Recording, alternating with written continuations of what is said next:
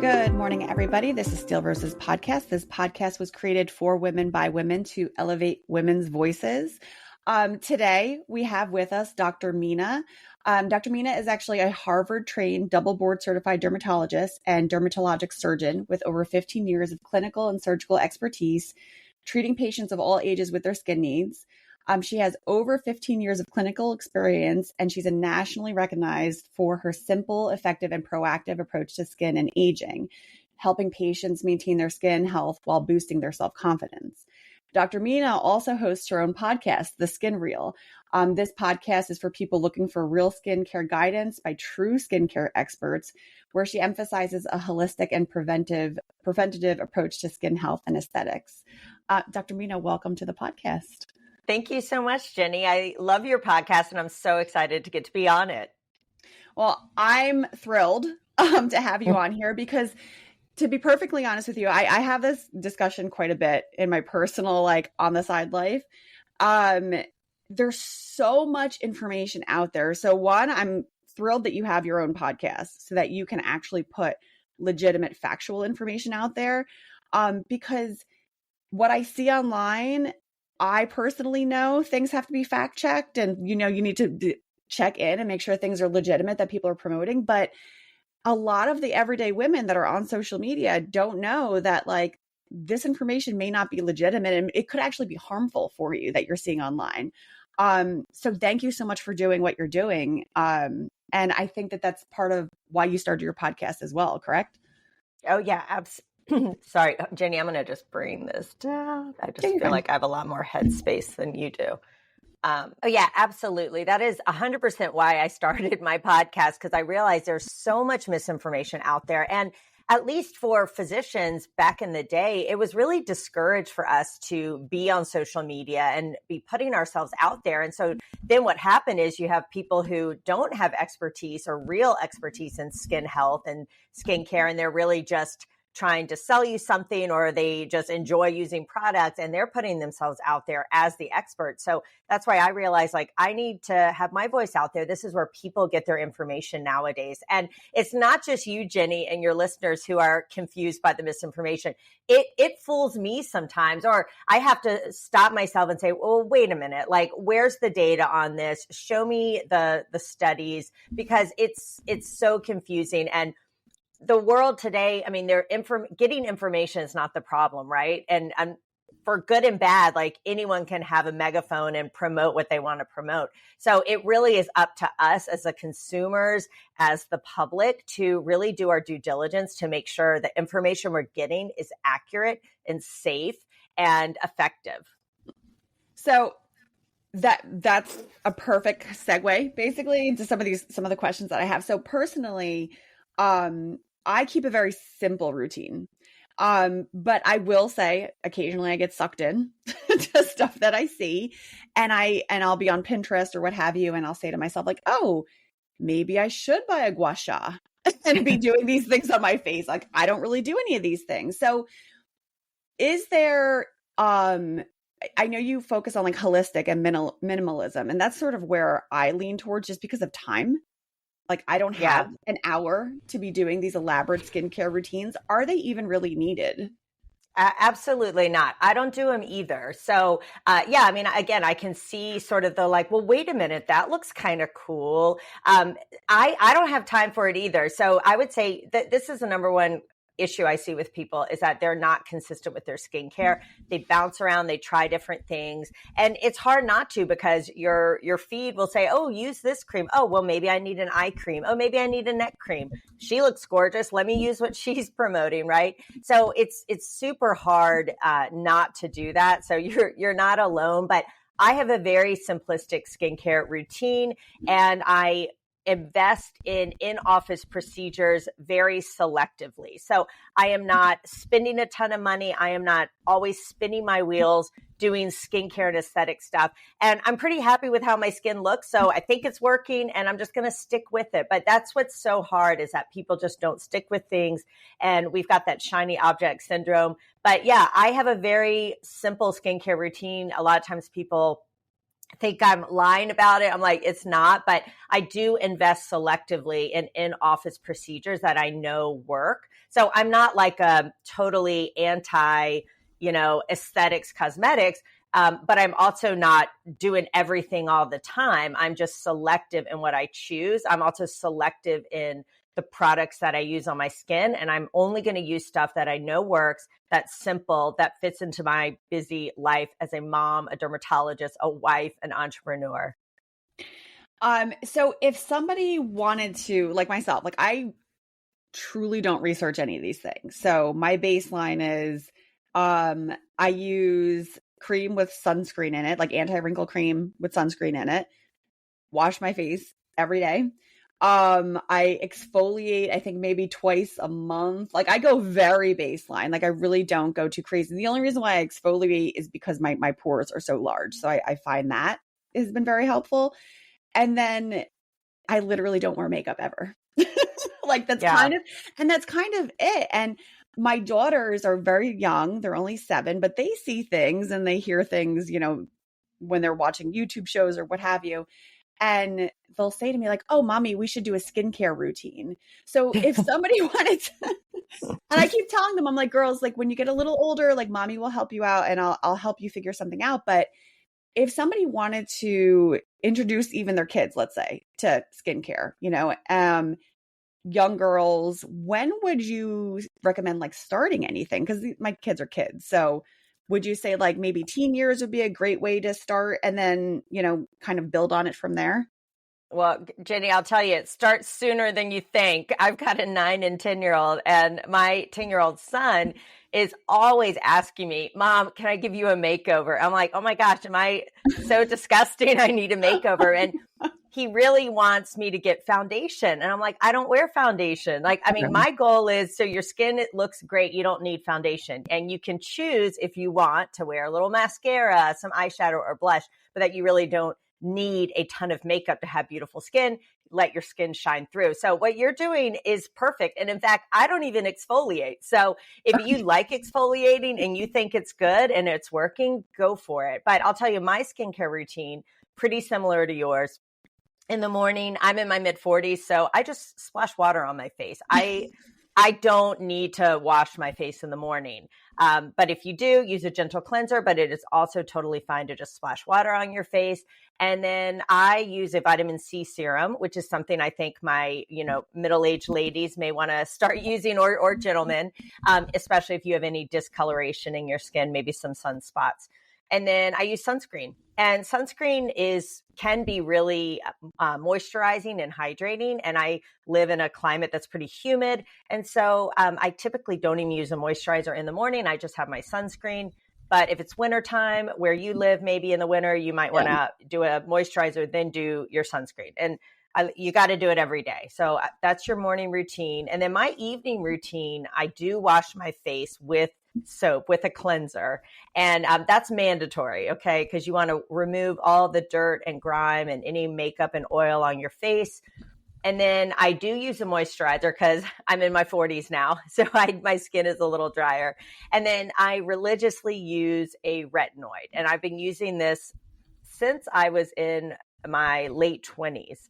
And, with a few stops, a couple years during pregnancy, but I use that. And I don't even use it every night, but I use it most nights of the week.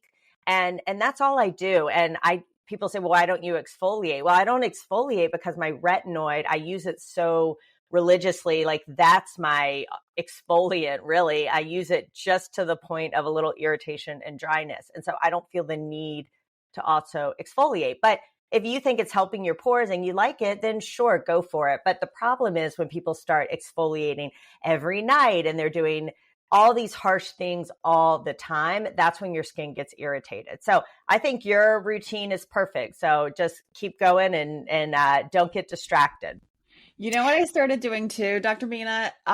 Because I think people, when they think skincare, they just stop right. And guys, you can't see me, but they stop right at the jawline. Yes. And what I was talking with one of my coworkers about, because we both turned 40 last year. So we were both like kind of swapping, like, all right, what are you doing to stay like kind of fresh looking?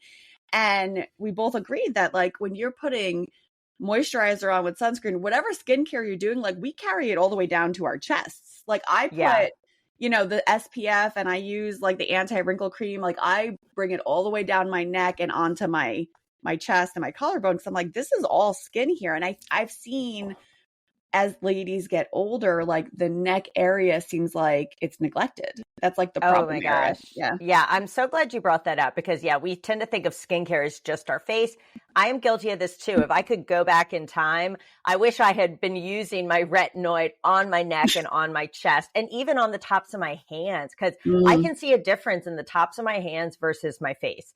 So neck skin, it's thinner than our face. It doesn't have as many oil glands. It ages faster. So you'll notice changes in your neck before you necessarily do your face. So great point. Don't just stop at your jawline. Continue it down onto your neck, onto your upper chest. Certainly for sunscreen as well. If you're wearing short sleeves, you want to put it on your arms. But yeah, I wish I had done that earlier because that area, it's harder to treat once there is damage. So prevention is key. Now, Jenny, I did want to answer your question about what do you do with kids and skincare and stuff like that, because it does happen sooner than you think. My kids are 9 and 10, and they've been interested in skincare for a while now. And I think the main thing I'd recommend is model really good, healthy skin habits yourself, because that's the first thing. Our kids are watching us. They're watching what we do.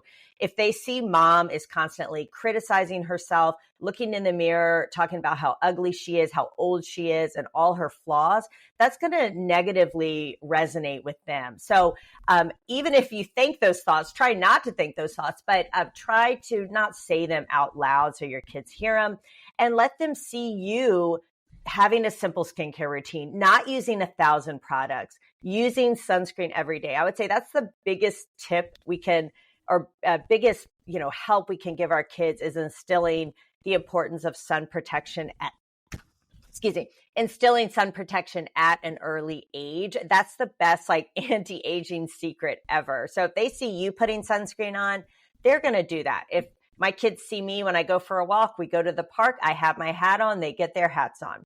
Now, as they get older, they're going to want to have a little more fun. I'm really not into fragrances, but my children love products with fragrances. So they don't have particularly sensitive skin. So every now and then we'll have a fun, smelly hand soap, things like that. But I would say don't just assume your children know what to do, especially with boys, and they may be embarrassed or afraid to ask you. So help teach them, okay, this is where we wash our body with soap or a cleanser. This is where this is what we use on our hair. And this is the order. We do shampoo, then we do conditioner. Don't just assume they know that conditioner goes after. So helping walk them through their routine and what they should be using. And then let them maybe pick out a product that they really like. And I think the best is sunscreen, because that's really key at this age. My son really loves Ariana Grande, and he was super pumped when I guess she endorsed Elta MD once, and he saw that I like Elta MD. So now I get him that sunscreen. He uses it on his face because his favorite celebrity uses it, which is not always the best thing to follow, but it's also a good sunscreen. And so I'm like, you know what? If that's going to get you to wear it every day, I am more than happy to buy it for you. And so let them have a little fun with it. But certainly I'm not buying my children vitamin C serums. They do not need retinols. They do not need to boost their collagen. Their collagen is the highest it's ever going to be. So all of that anti-aging nonsense just has to go. The best anti-aging for children and even up to teens and young adults is sunscreen. It's regarding the highlighting of the flaws. I'm very much I own my age. That's how I because I know so many women that, when they are getting older, they're like, oh no, I'm not 40, I'm 35. And, they're lying about their age, or, they're desperately trying to kind of hang on to I looked like this in my 20s. This is how I want to continue to look. And I've tried to very gracefully kind of take it on. I'm owning this. I'm owning my gray hair. I'm owning my wrinkles, because it took me a really long time to get here. like, I'm not trying to put any of that under the carpet. Like I had to work hard to get here. So I'm totally fine with all these marks of like wisdom in my mind. Like this is how I try to present it to my kids too, because they're the times where I have said like, oh, mommy has to like, I haven't gotten to work out all summer because my kids are home. So they're like, and I'll say like, oh, mommy really needs to get back to the gym. And they actually are the ones who will say to me like, mommy, you're perfect exactly the way you are. And I'm like, oh, thank you. Oh, that's sweet. Yeah. I mean, gosh, I think we do need to reframe aging, especially middle age for women, because I even the other day was asking a patient who was about my age, and I'm 44, and I don't shy from saying that. I said something about like, do you think you could be in perimenopause? Some of the symptoms she was having. And she was just like, oh my gosh, no way. No, I'm not there. It's like that still has such a negative connotation. Like, ooh, you're past your prime. You're old, you need to be like put out to pasture. But it kind of shocked me that she was so, that visceral reaction she had to that. It kind of made me sad. And we really got to reframe this, because we're going to spend as women, hopefully, the majority of our life, or almost half, depending on how long we live, in menopause or postmenopausal. So we need to kind of get over this thought like we're worthless after we can no longer have children, and we're in our late 40s, 50s and beyond, then there's really no point to being here. Like, I feel like this is like your second wind, and like a chance for like rebirth, and you've raised your kids and you've launched them, and now like what's next for you? So yeah, I'm not quite like into totally embracing my gray hair, I have to be honest, and that's okay. Like not everyone is gonna accept aging the same. But I also am not trying to stamp out every sign of growing older. I just want to look and feel the best I can at every stage of my life. I'm not trying to be 20, but I do want to be as healthy as possible, as vibrant as possible. And I feel good on the inside, and I want that reflected on the outside. And that's going to look different for everybody, which is why, I'll say it's not like a one size fits all. Like you are a true minimalist, and that's amazing and wonderful. And I'm like somewhere in the middle. So, but what I don't want people to feel is this, I call it the hot girl hamster wheel, where as you're in your, all these little like personal beauty things add up. And at first it's like you're coloring your hair, and then you're getting Botox, and then you're getting filler. And now we're getting biostimulants. And now we're doing laser hair removal. Oh, now our hair's falling out, so we're doing minoxidil and PRP. And now we're sucking out fat, and then we're re-injecting fat, and we're cutting out fat. Oh, we got to do a mommy makeover. It's like it never ends, and we keep adding to it, and it's exhausting. So at some point, we're going to just get so overwhelmed, either financially or with our time. And that's when I just encourage people to say, like, think about what you're really doing. And are you doing it because you really love it and you really like it? Or are you doing it because you are simply so terrified of what might happen if you just allow yourself to be your age and to get older? So that's where I say, like, just do like a hot girl hamster wheel audit. What are the things you're doing? And are you really doing it because you love how it makes you feel? Or is it more like an obligation, or you feel like you have to? Let's take a quick break. Are you interested in podcasting but not sure where to start? My name is Jenny Benitez, and I'm here to help guide you through your podcast launch and maintenance. Check out the link in the episode description for Podcasting Unboxed, your comprehensive startup guide. I am very excited to work with you. I'm glad you brought that up, because there's so much. It is so overwhelming, and especially for someone like me that's like, I am definitely a minimalist. Like I said, never wear makeup. So when I do, by the way, wear makeup, my husband's like, wow, you clean up really well. And I was like, go do it. For skincare truths, like, what are you seeing trending that's driving you nuts? Because I know something specifically in my head, and you've touched it lightly. And if you don't say it, I'm going to say it. But there's things that are put out there that are trending right now on social media. is there something top of mind for you that you're like, this is not accurate and it's all over the place? Like it shouldn't even be out there. Gosh, I mean, so many. I'm not sure what you're talking about, but you'll have to tell me. But I think the whole thing about sunscreen causing cancer just needs to stop. That was it. It's really dangerous, and I think the people putting this out there, especially these celebrities, it's really, really irresponsible. I believe in science. I believe in data, and there's zero studies showing that sunscreen causes cancer. Period. So I think if you're worried about chemical sunscreens, use a mineral sunscreen like zinc or titanium. Don't forget hats. Don't forget shade. Don't forget clothing if you're real worried about using sunscreens, but you don't need to be. And it really irks me when these celebrities who have these like bottomless pits of money and can spend it on whatever they want are telling people not to use sunscreen, that it causes cancer, because they can turn around and go spend $100,000 on procedures and things like that to help their skin. The common normal person is not going to. And I treat skin cancers all day, every day. And the number one thing I hear from my patients who tend to be 60s plus is that I wish I had known. I wish I had known that there wasn't that emphasis back then on sun protection, but we know it now. So I just wish that would go away. That was pretty much, that was exactly it, because my like I said, like I'm not on social media. The podcast has its own social media stuff, but I personally am not. So my husband will bring things to me and say, hey, look at this, and he'll send me articles. And I started seeing all these things he was sending me that said like sunscreens causes skin cancer, and I'm like, oh great, now we're gonna have a whole generation of people that are somewhere in their mind thinking sunscreen causes skin cancer, and they're going to stop using it. Yeah. Which then is going to have a detrimental effect to them, and they could potentially develop skin cancer. And that kind of thing is the type of thing I wanted to highlight, because there's so many things like that out there, and everyone just is like, oh, it's trending, it must be true. Everyone's regurgitating this information now. It definitely has to be true.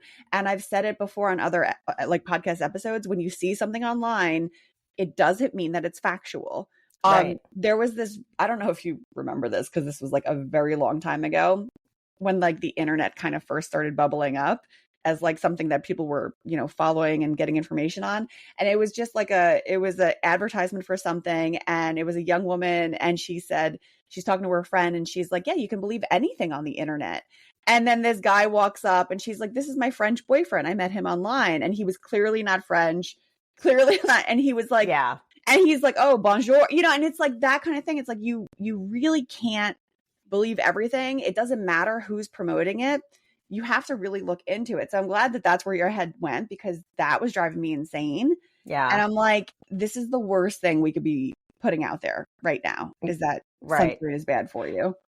Yeah. And I've even seen like I think in general, I see a lot of parents protecting their kids, and especially little ones. But I've also seen parents where they're like, they refuse to let their kids wear sunscreen, and their skin is burned. It hurts. Like I saw a baby or a young girl at the pool crying because she had a terrible sunburn. And it's really, really dangerous and irresponsible. And these sunburns, we know before the age of 18, significantly increase your risk of melanoma. So I would just say, trust the doctors, the scientists, the researchers who are putting out these studies over an influencer, a celebrity who has no validation to what they're saying. They just have a large audience, which is unfortunate. Yeah, agreed. We've mentioned, and we've touched on skin cancer a little bit, for prevention and, maintaining your skin health, what would you guide the listeners to be doing? Yeah. So especially if you're someone who's like, I don't want cosmetic stuff, I'm going to age gracefully. Amazing. More power to you. I love that. And that's why I say skincare is really whole body care. There's so much you can do just by taking care of your body. Save like the in-office cosmetic stuff. That's like the icing on the cake, that extra 10% if you want it. So I would say taking care of your body first and foremost. Your skin is an organ just like your heart, your brain, your lungs, and everything works together. It's not like we can just treat our brain, just treat our eyes, just treat our skin. So it all has to happen by whole body care. So it sounds simple, right? But it's super, super hard. Watch what you eat. So we have a epidemic in our country, right, of obesity and inflammation and these chronic metabolic conditions because of our diet. And we do know that eating highly processed foods, lots of sugars, which I couldn't believe how much sugar is in literally everything we eat, unless you are cooking at home yourself. So be mindful of the amount of sugar you're eating. It really should be around 26 grams a day. But I mean, you could easily eat that in one protein bar or something you think is healthy. So just be mindful of that. The sugar actually binds to our collagen and forms these things called advanced glycation end products, which makes it brittle and breaks apart more easily. So usually we recommend things like the Mediterranean diet, a focus on lean proteins, healthy fats, whole fruits and vegetables, lots of fiber, and really minimizing the packaged food, the processed food. That is so key. Sorry, Jenny, I'm getting thirsty. No, you're fine. I was gonna say that we went on like sort of a health journey in my house, my husband and I, and it started like, I want to say like 5 years ago or 6 years ago or so. And it started out with him. He was not feeling well. I wasn't feeling well either, but typical woman, I wasn't prioritizing myself. I was like, oh, I don't feel well. That's fine. I'll figure it out eventually. Keep going. Yeah, I was like, I'll keep going. It's fine. But he wasn't feeling well. So we started to like really overhaul our diet. So I ended up, he started it, but I finished it because he kind of, he went a little bit back. He eats more of a Mediterranean diet with the lean proteins. I go all in vegetarian. But we have cut out entirely the processed foods because of what happens with processed foods, how the impact it has on your body, the amount of fat it puts into your bloodstream. And I've said to him, since this overhaul that we've done with our diets, I've gotten compliments many times over that like I look like I'm glowing, which I'm always like, I'm not pregnant. Don't worry anybody. I'm not there anymore. I'm not having any more kids. But like, and my, my family will tell me like, you look really healthy. Like you look really good. And it's along like the lines of what you just said. Like I don't eat like heavy sugars. I actually practice. I've been doing it for a little over a month now. So I'm probably going to stick with it. I actually kind of enjoy it, but I've been doing intermittent fasting, maintaining very healthy practices. And to be perfectly honest with you, minimizing as much stress as I can has been like a huge impact. So one thing that I also wanted to have you talk about a little bit too is the effect of stress and cortisol on our skin and how, and I know that and you can physically see it in women, that our skin is impacted directly from stress and cortisol. And if I'm saying that incorrectly, you can correct me. Yeah, no, we are learning more about like increased inflammation, period, in our bodies affects everything, all our organ systems, including our skin. And yes, stress, in some ways, stress can be good. A little stress can sort of motivate us. I mean, it's unrealistic to think, oh, life's going to always be stress-free and we're relaxing on the beach, like a little stress is good. But when it's this chronic stress, and you're not eating well, you're not sleeping well, it's like all these things just compound. And so stress will increase our cortisol levels, and that's sort of our fight or flight state, which is helpful if you've got a deadline and you got to push through, or you're, training for something, but it's not good all the time. And I just, I can't speak on like all the other organ systems, but when you're stressed, I mean, just think about it, how your skin looks. And it's also probably compounded with your lack of sleep and what you're eating, because when you're stressed, we don't eat well. But stress can increase, it can make you have acne and breakouts. That's probably like super common for people. You'll notice that it increases the androgen levels, and you can get acne and more sebum production. You will get more dehydrated in the face because you're not sleeping well. And you also may get sort of puffiness around your eyes. So stress is huge. And again, this goes back to like learning to prioritize ourselves, especially as women in midlife, or if you've got young children, right? Like I know it wasn't until I was 40 that I made a conscious effort to really focus on my health. And I had noticed this. I've always been thin or slender, and I never really had to worry about my weight. But all of a sudden I had gained about 10 pounds over a decade, which I'm 5'4", so that's not nothing.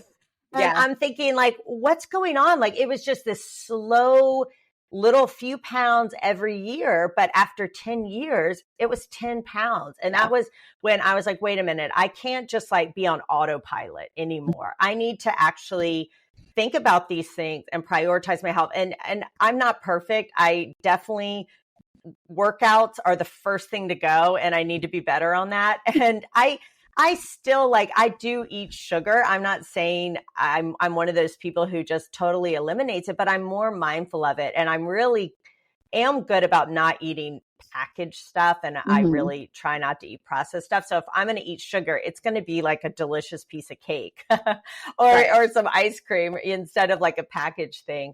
And just trying to make time for things that I love, like yoga, reading, getting to bed early. I think as women, we think of 1,000 reasons why we shouldn't be doing that. And there are other things we should be doing, but that just needs to be number 1, 2, and 3.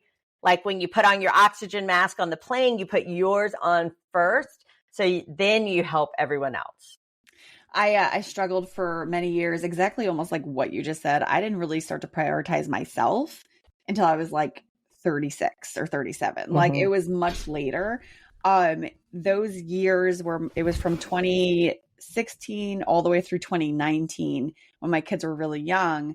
I had horrible sleep habits. I was working around the clock, constantly stressed out, really was just not taking care of myself. I wasn't eating well. I was drinking alcohol. Like it was just a lot. It was terrible. And I went to the doctor and I was like, I'm trying to lose weight. I don't feel well. My joints hurt, but nothing's working. And I explained my lifestyle. And at that time, I was only getting about 2 hours of sleep a night. And it was like spread out throughout the night. It wasn't even in like a solid block. And she was like, and she told me, she was like, you are taking years off of your life. And I remember in the moment, I was so frustrated because I'm like, I don't sleep well because my kids wake up, and there was 3 of them at once, and they were waking up every 2 hours. So it was kind of just like cycling through the night. And she was like, you have to sleep more. And I was like, tell me how I can sleep more. In that moment, I couldn't get there. As soon as I could, though, I started making sure that I was like doing more for myself, because as you just said, like if you're not maintaining yourself, like what they tell you on the plane, you have to put your oxygen mask on first in order to be able to help other people. Because if you go down, my husband will say quite often, you're like the ship. If the ship goes down, like the rest of us are going down with you, kind of thing. So I'm glad you went into that, because it is important. And as you said, and as we've been talking about, you don't have to have this elaborate, ridiculous routine. It doesn't have to take 45 minutes. It truly is. It shouldn't. Like it doesn't have to. So I have something I was considering, and I'm going to book it for September when my kids are back in school and I can actually take a minute for myself since they've been home all summer. I wanted to do like a facial, some kind of treatment for myself as like a treat for myself, because this has been a very stressful summer. I'm going to be honest. For someone who doesn't do that on a regular, what would be something good to look into that would be healthy for my skin, that wouldn't be like way over the top? And it's like, you don't really need to be doing all that. Yeah. Well, so I think doing something fun, a treat for yourself is amazing, whatever that looks like for you. I have personally never had a facial, so I cannot speak to that.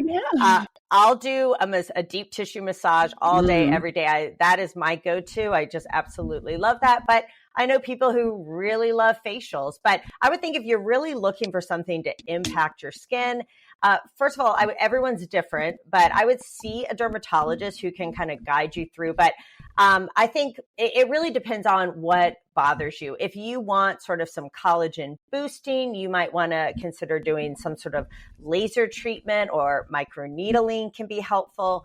If you've got a lot of sun damage, you want to sort of even out your complexion, certain lasers, chemical peels can be a great option.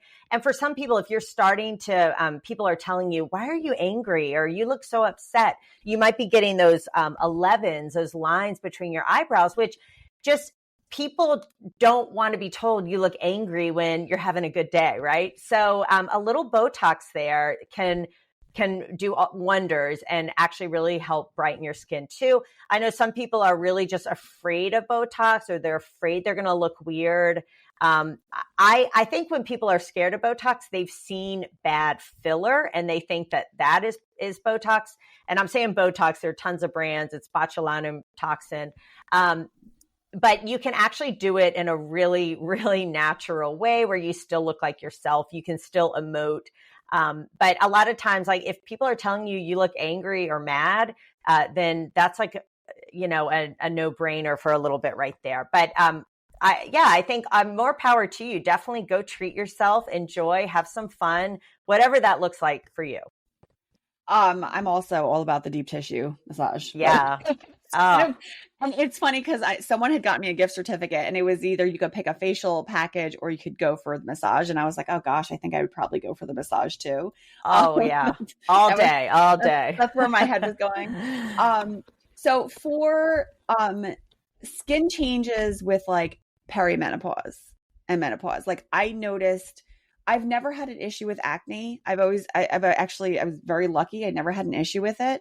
I just turned 40 last year. This past year, I noticed every month, like clockwork with my cycle, I'm breaking out like almost every single time. And so I started making sure that that's actually why I ended up starting doing not microdermabrasion. What was I saying? Oh, exfoliating. That's why I actually started exfoliating, because I noticed that like monthly with my cycle, I was starting to break out, which I was like, this is ridiculous. I'm 40. Like, why is this happening now? Are there any other skin changes that we should kind of just take note of and maybe be aware of and help us prepare for perimenopause, menopause? Yeah. So what you're going through is totally normal and super, super common. Sometimes people will call it hormonal acne, but the reality is all acne has a hormonal component. But what happens during perimenopause is our estrogen levels can fluctuate wildly. Some months are really high, some months are really low. And it's not the estrogen per se that's causing your acne, but it's the relative amount of your androgens, which can seem higher or lower based on the amount of estrogen that you have. So it's not, you can get acne at any age. We have neonatal acne in little babies, and you can get it when you're older, which seems unfair, but yeah, it's not just for teenagers. But yeah, I love how you're doing the exfoliant. Hopefully it's something that has like a salicylic acid. That can be a great option if you're struggling with acne. And if it's not getting better with over-the-counter stuff, then, see a dermatologist. But the most common thing people notice is skin dryness, that our skin barrier is not as good at holding on to moisture as it used to be. And so I've had oily skin my whole life, and now I'm using a moisturizer much more often because my skin is drier. That's the number one. And then also loss of collagen. And a lot of times people will come to me feeling like their face is falling, their face is melting, they're noticing jowling that they haven't had before, and then crepey skin. So they might also be losing fat and muscle as they get older, and they're losing that collagen. So the skin has more of a tissue paper look to it as well. So these are all very common things that happen, and really due to our decreasing estrogen levels. I actually this past year started taking collagen every day.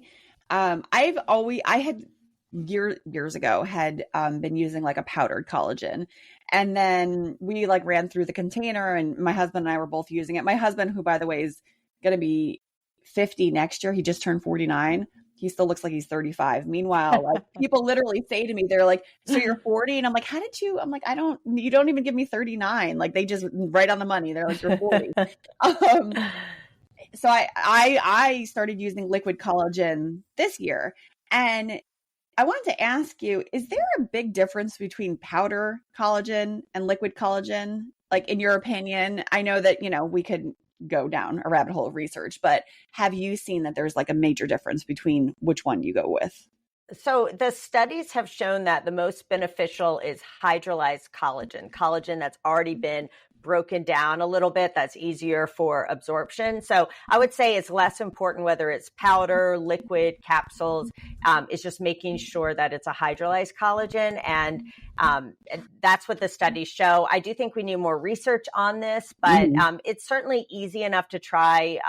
No side effects really, except maybe your wallet. You don't have to spend a fortune though. I did start using a powder from Costco that I'm like, well, we'll give it a try. We'll see. I think if you're using that thinking it's going to solve like all your problems on your skin, you're going to be disappointed. But there have been some studies showing that taking hydrolyzed collagen can be helpful.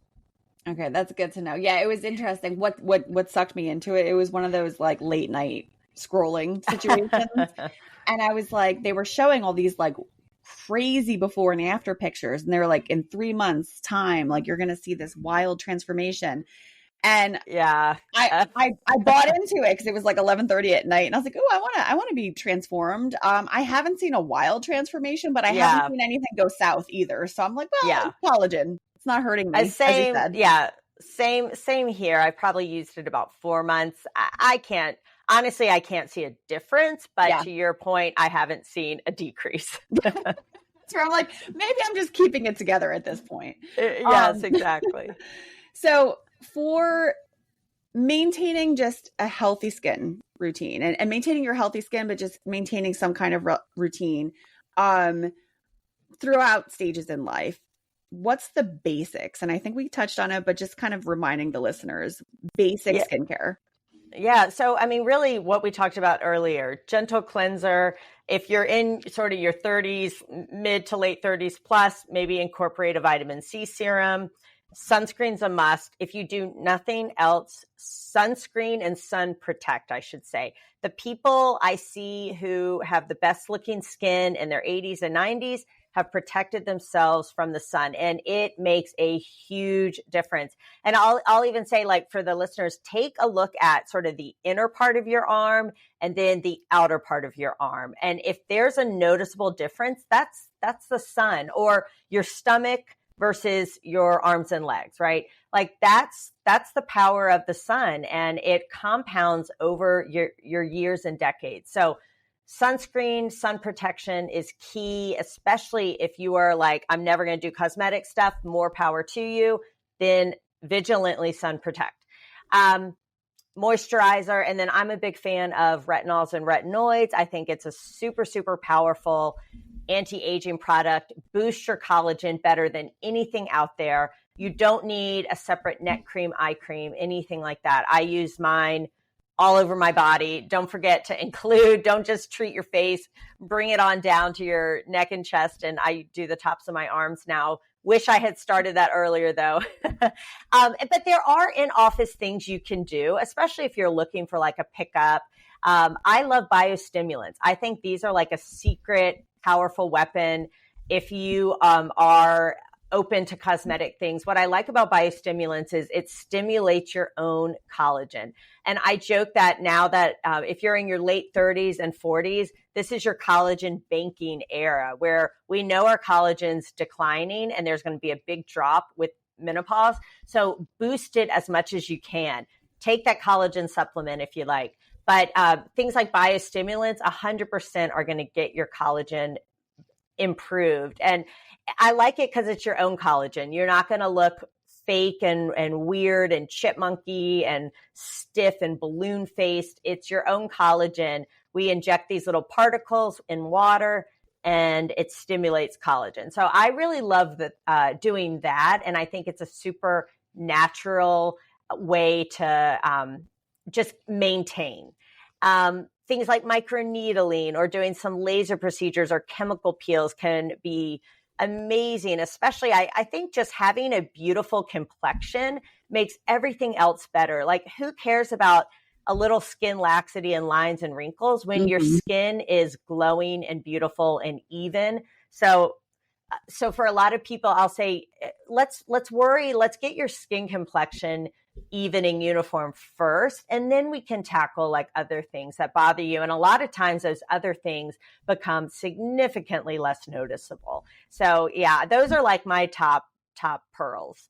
I love that, because I love that you're not saying like you have to spend thousands of dollars on skincare items. Like, I mean, that's really not, and that's where I see like everyone goes like really big and bold and elaborate. I'm like, yeah, sure. Like, I'm sure that there's some wonderful, very expensive products out there, but like, you don't really have to.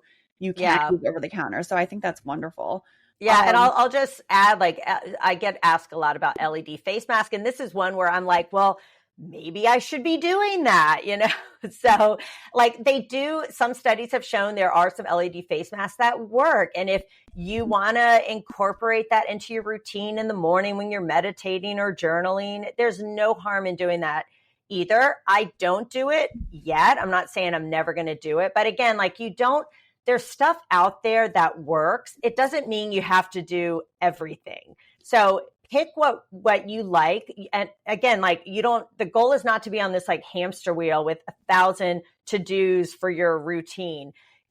If you want to do an LED face mask, go for it. If you want to do biostimulants, go for it. I'm going to do biostimulants over LED face mask. You may want to do the other way around, but you don't have to do everything that's out there just because it does work or it can work. Yeah, I love that. I love the simplicity. That's sort of that's like my vibe, the whole thing. It's like, well, let's keep it simple.